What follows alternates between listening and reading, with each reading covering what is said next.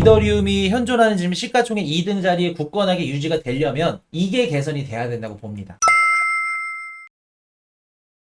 자, 이더리움 보유하고 있는 기관 투자자 70%가 스테이킹에 참여했다. 리도 스테이킹과 리스테이킹에 관심이 많다. 자, 한 가지 한번 여쭤볼게요. 미국에 있는 기관들이 비트코인을 사서 차익 실현을 했어. 근데 이제 수익을 거두고 원금을 빼고 수익금으로 조금 더 다시 암호화폐 투자를 하고 싶어. 그러면 어디에 들어갈 수 있을까? 우리가 알고 있는 그레이스케일, 알라메다 리서치, 스레일 캐피탈 이런 애들 말고 우리가 알고 있는 진짜 블랙록, JP 이런 애들이 암호화폐 시장에서 비트코인 말고 투자를 하고 싶어. 뭐를 할 수 있을까? 어떤 걸 담을 수 있을까? 현존하는 자산 중에, 암호화폐 자산 중에 이더리움밖에 없겠죠. 왜? 현물 ETF 승인이 요거밖에 없죠. 솔라나도 없고 수이도 없고 톤도 없습니다. 그럼 오로지 이더예요. 이러한 이유들 때문에 이더리움 가격이 상승할 가능성이 높다. 요것도 있겠지만 또 한 가지 말씀을 드려볼게요. 지금 생태계에서 해당 코인을 예치하고 그 예치된 코인을 다른 코인으로 또 변환을 해줘가지고 또 그 코인을 통해서 대출도 받고 예치도 하고 또 리스테이킹을 할 수 있어. 그러니까 우리가 기존에 이더리움을 박아 놓으면은 이게 잠겨. 근데 이 잠긴 거를 또 똑같이 1대1로 코인을 변환시켜서 이걸로 또 대출을 받아. 쉽게 말해서 스테이킹과 리스테이킹 이 생태계 가장 활성화되어 있고 가장 큰 생태계가 누구일까 지금? 솔라나일까 아니면 이더리움일까? 이더리움이 될 수 있겠죠. 이더리움. 암호화폐 불장이 일어나. 그러면 우리 암호화폐 시장의 바깥에서 유동성이 많이 들어올 수 있겠지만 우리 안에서도 디파이 서비스나 아니면 리스테이킹 서비스를 통해서 레버리지를 많이 일으키겠죠. 그럼 누구를 통해서 레버리지를 일으키냐는 겁니다. 이더리움 생태계를 통해서 레버리지 일으키겠죠. 그리고 디파이 서비스 지금 활성화된다고 쳐. 그럼 디파이 생태계에서 가장 많은 점유율을 갖고 있는 네트워크가 누군가요? 아직까지는 이더리움이죠. 아무리 못해도 퍼포먼스가 조금 적을 수는 있더라도 이번 상승장 마지막 사이클까지는 이더리움은 갈 수밖에 없다는 겁니다. 물론 다음 사이클도 갈 수도 있어요. 코인이슈님, 이더리움이. 거기에 대한 답변은 노코멘트로 하겠습니다. 저도 몰라요. 그럼 이더리움의 수요는 들어온다는 겁니다. 아크인베스트먼트 누님이 이런 얘기를 합니다. 스테이킹 된 이더리움, 캐시우드 누님이 기준금리 역할을 한대. 얼추 보면 재밌기는 해요. 비슷합니다. 거시경제를 보면서 시장에 통화량이 많으면은 금리를 올렸다가 긴축하고 통화량이 너무 적어. 그러면 유동성을 풀어주면서 또 금리를 인하했다가 조절을 해주죠. 쉽게 말해서 경제가 활성화되고 막 소비가 활성화되면서 경제가 좋아. 그러면서 연준이 통화정책을 펼치면서 금리를 올렸다 낮췄다 조절을 해줍니다. 근데 그 역할을 암호화폐 시장에서 누가 해준다? 지금 이더리움이 해준다. 자, 이더리움에서 가장 많이 활성화되어 있고 가장 많이 일어나고 있는 게 뭐냐면 스마트 컨트랙트입니다. 자동으로 계약도 해주고요. 자동으로 사인을 해준다는 겁니다. 스마트 컨트랙트. 나중에 우리 실생활에서 보험 계약이라던가 아니면 주차장 이런 그 주차비 계산이라던가 요런 것들을 실생활에 쓰일 기술이 스마트 컨트랙트예요. 우리 예전에 한 2년 전에 배웠죠. 스마트 컨트랙트가 어디서 활발하게 일어나냐면 이더리움 생태계에서 활발하게 일어납니다. 그러면 스마트 컨트랙트 활동이 많이 일어나면 일어날수록 암호화폐 시장 측면으로 봤을 때, 경제 활동 측면으로 봤을 때 어떤 상태인 거예요? 미국 경제를 따졌을 때 개인 대 개인의 물류가 많아져. 개인 대 개인의 거래량이 많아지고 은행 거래도 많아지고 서로 소비가 활성화가 돼 있어. 그러면 경제 좋다. 똑같아. 암호화폐 시장에서도 스마트 컨트랙트의 결제량이, 계산량이, 활동량이 활발해져. 그러면 암호화폐 시장에 있어서 경제 활동이 굉장히 활동량이 높고 건강하구나 라는 걸 알 수 있겠죠. 거기다가 이더리움 생태계에다가 스테이킹 하면 이율을 줘. 이 이율이 뭐랑 비슷하다? 연준이 측정하는 금리와도 같다. 비슷하다. 그래서 지금 이더리움과 연준, 통화정책 이런 것들 이거를 어떻게 보면은 상관관계를 지금 나타낸 거죠. 근데 엄밀히 따지면은 말도 안 되는 얘기예요. 요 얘기가 성립이 되려면은 뭐가 성립이 돼야 되냐면 비탈릭 부테니 이번에 이더리움의 문제점에 대해서 얘기를 했어요. 그게 해결이 되면 됩니다. 아무리 제가 이더리움을 좋아하고 이더리움 관련해서 긍정적인 얘기만 드리고 싶은데 요거는 말이 안 되는 얘기예요. 이번에 비탈릭 부테니 나와가지고 어떤 얘기를 했냐면 이더리움에 대한 문제점을 얘기를 했는데 현재 이더리움의 가장 큰 문제점은요, 통합 생태계가 없다는 겁니다. 무슨 말인지 모르겠죠. 그래서 말을 조금 한 가지 더 첨언을 했는데, 이더리움은요, 현재 34개의 서로 다른 체인처럼 보입니다. 이거 무슨 얘기하는 거예요? 현존하는 레이어 1, 2 체인들 다 어디서부터 파생적으로 시작이 됐죠?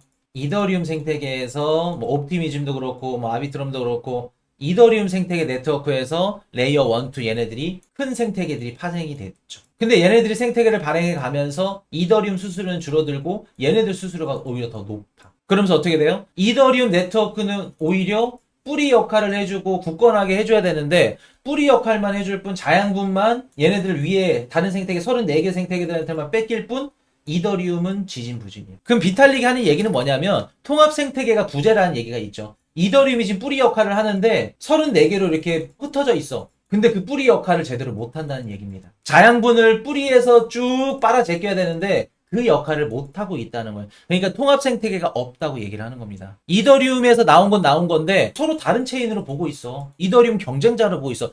비탈릭 부테린 입장에서는 우리가 예상했던 거는 이더리움이 뿌리고 뿌리에서 나온 생태계를 예상을 했는데 지금은 뿌리랑 경쟁하는 체제야. 그 얘기를 하는 거죠. 쉽게 말해서 이거 이더리움 생태계네. 통합 생태계가 없다는 겁니다. 이걸 딱 자양분을 빨아들일 수 있는 생태계가. 그래서 뭐 기술적인 문제로 뭐 레이어 2를 초당 트랜잭션 처리량을 뭐 10만 TPS를 뭐 체인 간 이체 시간을 2초 뭐 기술적으로 이렇게 하겠다고 하죠. 저는 이더리움이 이번 상승장 마지막 사이클까지는 간다. 그러나 이번 상승장 마지막 사이클이 끝나고 다음 연도 뭐 비트코인 4년 반감기 사이클로 따지면 2028년도죠. 그때도 이더리움이 현존하는 지금 시가총액 2등 자리에 굳건하게 유지가 되려면 이게 개선이 돼야 된다고 봅니다. 이게 뭐냐면 두 가지로 나눌 수 있어요. 첫 번째는 기술적인 확장성입니다. 자, 밑에 뿌리, 자양분을 빨아들일 수 있는 뿌리 역할을 하기 위해서는 두 가지가 필요한데 기술적인 확장성과 그리고 경제적인 확장성이 필요합니다. 요 두 가지가 필요해요. 근데 기술적인 확장성 저는 충분히 가능하다고 봅니다. 며칠 전에 그 이더리움 해가지고 상호 협의를 하고 있다, 뭐 업데이트를 한다, 그 기사 보셨죠? 그런 것들이 뭐냐면 앞으로 기술적인 확장성을 위한 다 실험들이에요. 방금 말씀드렸던 뭐 트랜잭션 처리량 10만 건, 체인 간 이체 시간 2초, 요것도 다 기술적인 확장성입니다. 요거는 오케이 될 거로 봅니다. 그럼 100% 중에 50% 절반은 됐죠. 50%가 뭐냐? 이게 관건이에요. 이게 뭐냐면 경제적인 확장성입니다. 자, 경제적인 확장성이 뭘까? 물론 앞선에서 말한 기술적인 확장성이 원활하게 되면은 경제적인 확장성도 따라올 가능성도 있어요. 근데 무조건적으로 따라오지는 않습니다. 쉽게 말해서 경제적인 확장성은 뭐냐면 기술적으로 50% 됐어. 오케이. 이더리움이 부족한 기술력 다 보강했어. 근데 매출이 발생이 없네. 실사용처 및 디플레이션. 매출이 없잖아. 지금 이더리움 이번 분기 인플레이션으로 돌아섰죠. 3만 몇 개인가? 자, 그동안은 소각량이 많았기 때문에 디플레이션 생태계였어. 근데 인플레이션 생태계로 다시 전환이 됐죠. 그 뜻은 이더리움의 사용량, 즉 더 많은 수수료를 창출할 수 있는 플랫폼이 지금 현존하지 않는다. 그러면 경제적 생태계가 확장을 시키려면 어떻게 해야 된다? 앞으로 이더리움에서 펌프 앤 펌 이런 것처럼 새로운 신규 플랫폼들, 돈을 많이 빨아제낄 수 있는, 수수료를 창출할 수 있는 이런 경제 생태계가 구현이 돼야만 한다는 겁니다. 지금 아크 인베스트먼트가 기준금리 역할을 할 겁니다. 요 얘기는 어디에 해당이 되냐면 기술적 확장, 경제적 확장, 이 두 가지가 다 해결이 됐을 때, 모든 체인들이 이더리움 체인에서 뿌리 역할로 했을 때, 그때 해당이 되는 겁니다. 지금은 말이 안 되는 소리예요, 솔직히 말하면. 저도 이거 기사 갖고 와가지고 이더리움 홀더분들 막 희망회로 행복회로 돌려드릴 수도 있겠지만, 저도 이더리움 홀더지만 요거는 말이 맞지 않습니다. 기술적인 거, 경제적인 거 이 두 가지를 해결해야 된다. 근데 기술적인 건 해결할 수 있다. 그러나 경제적인 거 요게 미지수다. 다음 시간에 다음 주 월요일 날 이 경제적으로 해결할 수 있는 경제적 확장을 이더리움이 어떻게 하면 할 수 있을지 그 내용 나가도록 하겠습니다. 월요일날. 정말 중요한, 제가 이더리움 재단에 뭐 불러줄 일은 없겠지만 이더리움 재단에 제가 초청이 돼가지고 불러준다 그러면 저는 이렇게 할 것 같아요. 경제적 확장을. 그 내용을 제가 월요일날 들려드릴게요. 그럼 이것도 한 얘기 한번 해봐야겠죠. 이더리움, 마이크로소프트에 비견할 만 여전히 저평가 상태다. 비트와이즈 최고 투자 책임자로 맷 호건 이분이 이더리움은 마이크로소프트랑 같대. 어떤 이유에서 같다고 얘기를 했냐면 1997년도인가요? 98년도인가요? 마이크로소프트가? 그때 기업이 설립이 되면서 지금까지 살아남았죠. 저는 요 얘기를 듣고 좀 많은 생각이 들더라고요. 어떤 생각이 들었냐면은 지금 코인 시장은 IT 버블 터지기 직전, 그때랑 비슷하다고 봐요. 2001년도 IT 버블 터지기 전에 어떤 기업들이 있었냐면은 뒤집어지는 기업들 많았어요. 뭐 마이크로소프트도 있었고, 애플 지금 현존 시가총액을 따지면은 뭐 5개, 한 50개 그거 합친 기업도 있었고, 그런 기업들이 다 무너졌습니다. 쉽게 말해서 애플 5개 합친 기업이 지금 누구랑 같다? 이더리움일 수 있다는 거예요. 만약에 여기서 이더리움이 경제적 확장성을 못 찾는다? 실마리를 못 찾는다? 그러면 다음 시즌에 시가총액 2위 자리에 있다고 무조건 보장할 수는 없습니다. 한 가지 말씀드릴게요.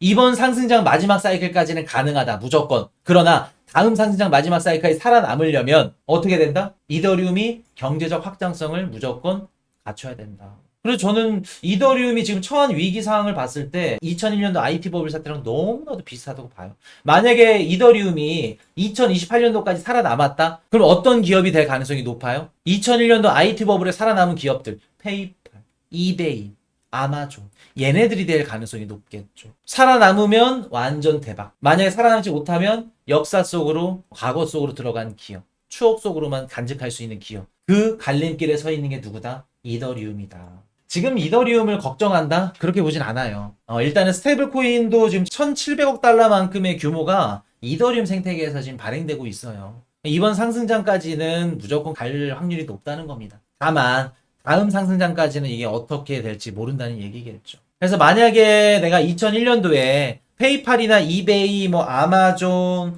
그리고 우리 한국으로 따지면 뭐 카카오톡, 인터넷이 이제 보급화되기 전에 미친 듯한 좀 황금 같은, 보석 같은, 원석 같은 그런 기업을 놓쳤다. 그러면 한 가지 대안이 될 수 있는 게 이더리움이 될 수 있겠죠. 물론 결과론적으로 안 좋을 수도 있겠지만. 이해되셨죠? 그래서 이더리움이 지금 어떤 상황에 처해 있는지 비유를 해드리면서 말씀을 드렸습니다.